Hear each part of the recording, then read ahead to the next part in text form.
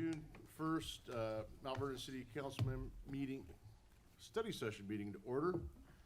Our first order of business this evening is community comments.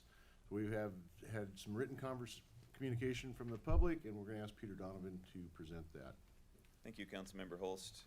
Good evening, Council. You have two emails that were sent your way in the last week. The first is from Mary Blanchard, and Mary wrote, "I am asking if there is another option for my garbage service.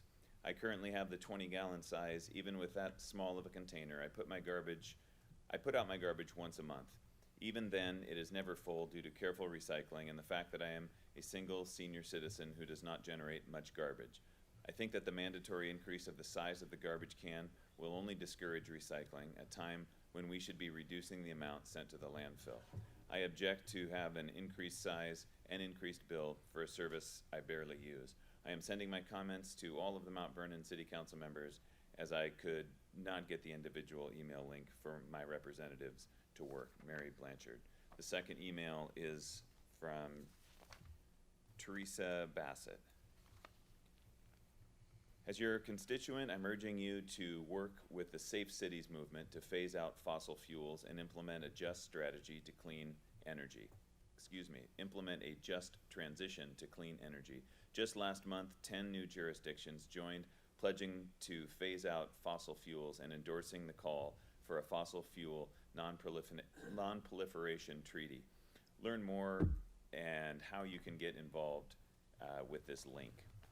There are so many things we can do at the local level to take on fossil fuels. First, we can and should endorse the fossil fuel non-proliferation treaty.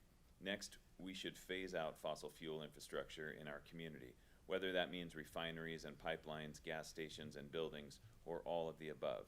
I look forward to working with you to help achieve these goals.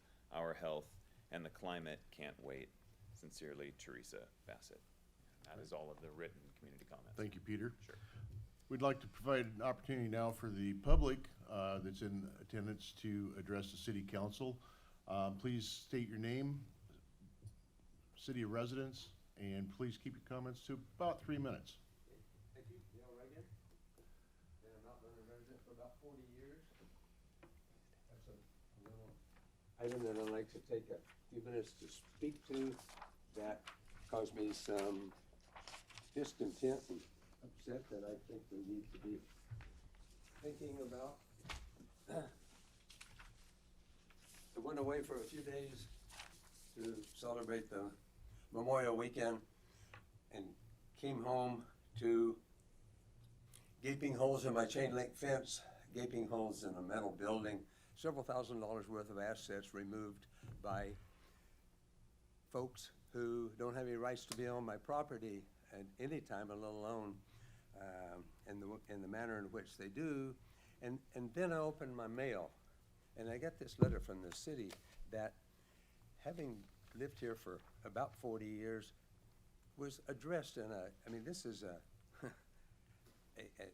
upsetting, direct approach that if I don't do down the line, they're going to send me a bill on a daily or weekly basis for $200 to $1,000. Folks, I don't think that's the way we ought to communicate in Mount Vernon. I think we need to keep things on a positive level. We need to be working with these folks that are breaking into our properties and doing these ugly things. But this letter, whoever wrote it, and today I talked to Nolan and I talked to Mike Marker, and in the future they have my phone number. They had my phone numbers. But for some reason, it just didn't work out well. We need to take back Mount Vernon. We have such a difficult situation going on right now with folks running around our city every day with stolen grocery carts.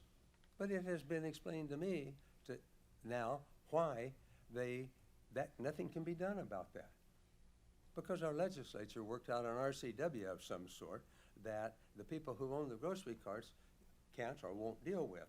And I can't fault them for not wanting to put a ugly statement on their cart for their customers to deal with every time they go into their store.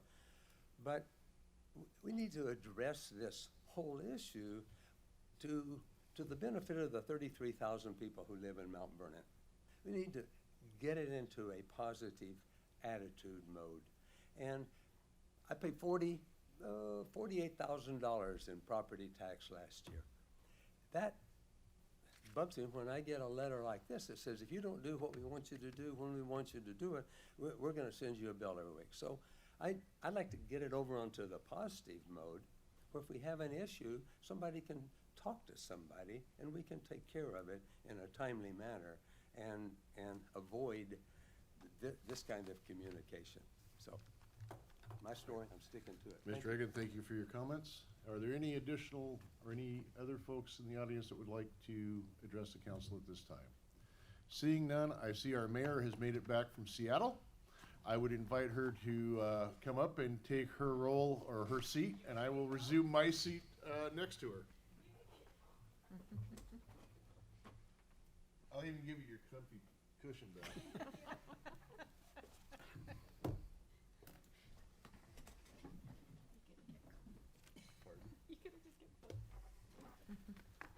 All right, thank you, Councilmember Holst, for filling in for me. Apologize for the traffic on the way back. Okay, now we're on to item B, correct? Yep.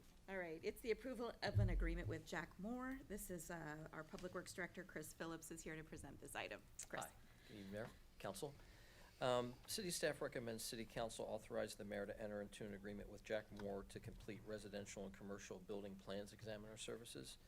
The city's plan examiner and inspector departed the city for another job opportunity.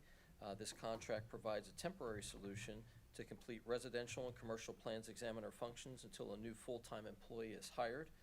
The trades are currently in demand and are difficult to replace. The city is requesting a $50,000 budget for 2022 and an additional $50,000 in 2023 to fulfill the plans examiner roles and responsibilities. Mr. Moore was the lowest bidder for this particular service.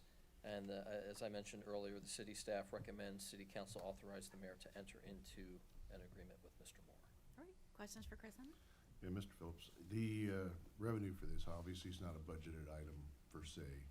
It's an employee replacement. So, Correct.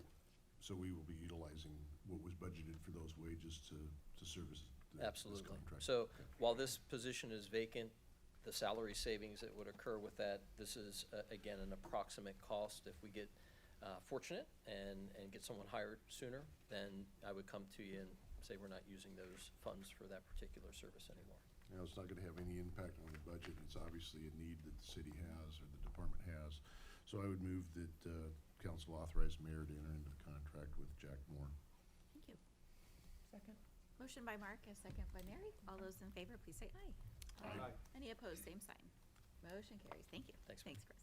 All right, next up, item C is an executive session. I'll ask our city attorney if you would mind calling this for us. Thank you, Mayor and members of City Council. The City Council will now meet in an executive session for a period of 45 minutes to discuss with legal counsel matters relating to enforcement action, litigation, or potential litigation to which the city, the governing body, or a member acting in an official capacity is or is likely to become a party when public knowledge regarding such discussion is likely to result in either adverse legal or adverse financial consequence to the city pursuant to RCW 4230 subsection 110(1)(I). Again, 45 minutes, no final action after. All right, thanks. We'll be adjourned into executive session at 7:14.